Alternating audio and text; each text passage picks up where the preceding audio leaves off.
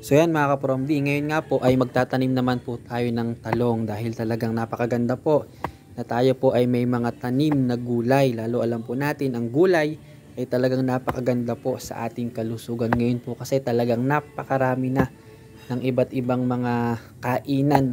Kahit saan ka magpunta, napakaraming kainan at nauso na din nga po. Lalo na mag-pandemic yun pong mga orderan po ano.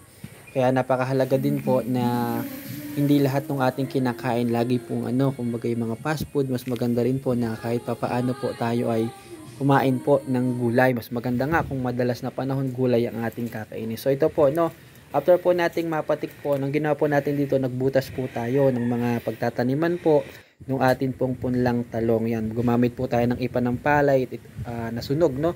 At ito din po nga ipot ng manok. So napakaganda po ng mga yan sa atin po mga halaman, lalo na po itong ipot ng manok. Napakalakas po ng nitrogen content na nakakatulong po para mas patibay at palakasin ang ating mga pananim. Ang nitrogen nga po, nakakatulong yan para mas gumanda yung ugat ng ating mga halaman, yung kanilang mga cell wall, para siya ay lalong maging matibay, para doon panlaban sa iba't ibang mga sakit o mga peste na dumadapo po sa mga halaman. At nakakatulong din po ang nitrogen doon sa proseso po ng photosynthesis, yung paggawa ng pagkain. Po, pinag-aaralan natin yan ng elementary.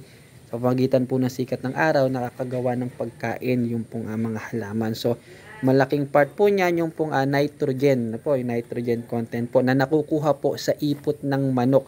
Sa lahat po ng mga iba't ibang organikong pataba, ang ipot po ng manok ay may pinakamataas po na nitrogen content. Lalo na kung yung pong lupa na ating pinagtataniman ay hindi sadyang malakas o maganda po yung lupa. Lalo na kung gamit na po masyado, so humihina po ang lupa, minsan naging acidic, lalo kung medyo marami na po na mga synthetic na pataba ang ating ginagamit. Kaya napakaganda po na gumamit ng mga organikong pataba. So ito po yung talong po na ating pong ay tatanim. So ito po, binili na po natin, no? Nasa 2 pesos po ang isa po nito. Nasa seedling tray na po. Ito po ay 128 kasi kung magpapatubo po tayo, patagal po sa kamisan, kahit sprayin mo ng Brudan or ng iba pang insecticide, inaatake po ng langgam. Kaya minarapat na po natin na bumili na lang po para diretso tanim na po tayo. Yan, magaganda naman po, no? Nakita po ninyo, nakaporma ng maganda yung mga pananim. So, binaunan nga po natin ng mga nabubulok po na mga dahon-dahon, mga puno, mga sanga, dahil napakataas po ng NPK niya, yung nitrogen, phosphorus at potassium na laki po na naitutulong sa mga halaman. Yan po yung tinatawag ng macronutrients o pangunahing kailangan, no po, na nutrisyon ng ating halaman sa kabuang paglaki. So, sa paglilipat po natin mga ka-Promdi, from seedling tray, no, maingat po tayo. So may matilos po tayong kawayan at atin po yung inilalagay nga ng dahan-dahan dahil baka ma-deform yung lupa na pinagkakapitan po ng mga ugat. Mas po siya, mas prone po siya na siya po ay hindi magtuloy yung ating tanim, no po, at malanta kapag po na-deform po yung mga lupa doon po sa ugat po ng ating mga seedling. So yan, so pinailaliman po natin siya, ang tawag po doon pinaupuan, no? Pinaupuan po natin siya ng mga yung sunog na ipa, yung ipot ng manok at iba pang mga organikong materials para agad po habang kumbaga nag-i-spread out yung mga ugat ng ating pananim, ay meron po siyang masisipsip na nutrisyon doon po sa lupa. Napakaganda kasi pag yung primerang tubo pa lang po ng mga halaman ay talagang maganda yung usbong, no? Makakaasa po tayo. Itong talong kasi umaabot po yan ng taon Trim lang po yan. At pag maganda po ang puno niyan, makakaasa po tayo, magbibigay po yan ng maraming bunga po sa atin. No? Yan. Mahirap po kasi kapag yung mahina na po ang lupa tas hindi po natin na lagyan ng mga organikong pataba, pag tubo ay payat, mahirap na po nating habulin po yan sa kumbaga mahirap na po nating habulin ng pataba po, no? So yan, so ito pong area po na ito na ating pong pinagtaniman, kumbaga tayo po ay napakisuyuan lang po, no, na magtanim po. At yan, awa tulong po ng Diyos, sana po ito ay magbunga din po ng marami para atin pong mapakinabangan. At yun, sa pagtatanim talaga mga ka-Promdi, talagang yan, isa to sa napakasarap na gawin. Kumbaga pwede mong ilagay yung puso mo sa pagtatanim.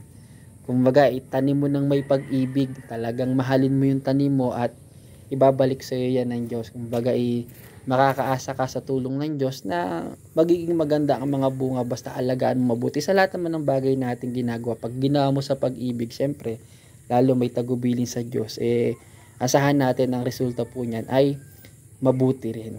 So ayan, no. Ito po dahil maganda naman yung kanyang tubo. Minsan kasi pagka yung palipat lang po, pagka pinunla lang natin ng kumbaga sa isang plat, minsan nagagalaw masyado yung ugat. Pagdating ng kinabukasan po sa umaga, nilalagyan po natin yan ng sahan ng saging, no, na patatsulok para hindi po siya mainitan. Din tinatanggal po natin sa hapon hanggang magdamag, kinabukasan sa umaga, saka natin ilalagay sa aalisin o ilalagay sa umaga sa loob ng 3 araw para kasi mahina pa po yan pag masyado pong nainitan maaring matay. Pero yung nakasidling po na ganyan kahit direkta, okay na po yan. So nagtatanim po tayo, ang practice talaga ng pagtatanim ng mga ganitong halaman ay sa hapon para masigurado po natin kasi pag umaga, pag sikat ng araw, maaari po yung malanta at mamatay po. So yan mga kaprom din yung ginawa po nating pagtatanim po ng talong. Yung kasama ko po kanina dyan si Brad Joey. Yan. Kasama po natin yan na siya po yung taga-dilig at taga-hukay din or taga-lagay din ng sunog na ipa po kanina. So yan, kinakalat po natin yung mga seedling din diretso itatanim na po natin. Yan na po, no. Napakahalaga mga kaprom din, no, na malagyan natin ng mga pataba, organikong pataba, yung lupang ating pagtataniman bago po natin itanim yung ating mga punla, lalo na kung gamit na po yung lupa. So yung mga sunog na ipa, ipot ng manok, ipot ng bibe, tain ng kalabaw, ng baka, yung mga nabubulok na mga dahon, ng mga sanga, yan po ay napaka natural po na pataba na pinagkukunan ng NPK, yung nitrogen, phosphorus at potassium na kailangan ng ating halaman sa kabuang paglaki po nito. Wala namang mawawala mga kaprom dino, mamulot lang kayo ng mga nabubulok na organikong material po sa paligid at gamitin po ninyo sa inyong halaman at makakaasa po tayo ng magandang resulta po dito. Gumagamit din naman tayo ng mga synthetic na pataba, no? Halimbawa, kagaya niyang talong na yan, mga after 2 weeks, so pwede mo nang lagyan po yan ng urea, no? Yung urea, nitrogen din po kasi yun, no? Kung hindi natin nilagyan ng palaman, mga 1 week, pwede na nating applyan ng urea, kung hindi natin pinailaliman po ng mga organikong pataba. Then, mga pagdating ng 3 weeks and 4 weeks, pwede mong pagsamahin yung urea at saka yung complete, no? Yung triple 14. Then, pagdating ng 3rd week, hanggang mamulaklak na siya, pwede kang mag triple 14. Pwede ka rin gumamit ng mga foliar fertilizer, no po. Depende po sa dami po ng iyong tanim or depende po sa forma din ng pananim po natin paglaki niya.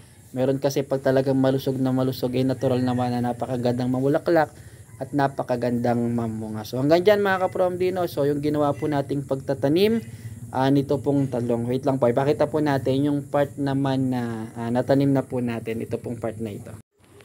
Yan, ito po yung tatapos na po natin mga kaprom di na taniman. Yan na po, nakatusok na po yung mga talong, yung kalahati po ay atin na pong naitanim. At yan po, no, so alagaan po natin yan ng dilig tuwing hapon, lalo ngayon medyo papasok na din po yung tag-araw.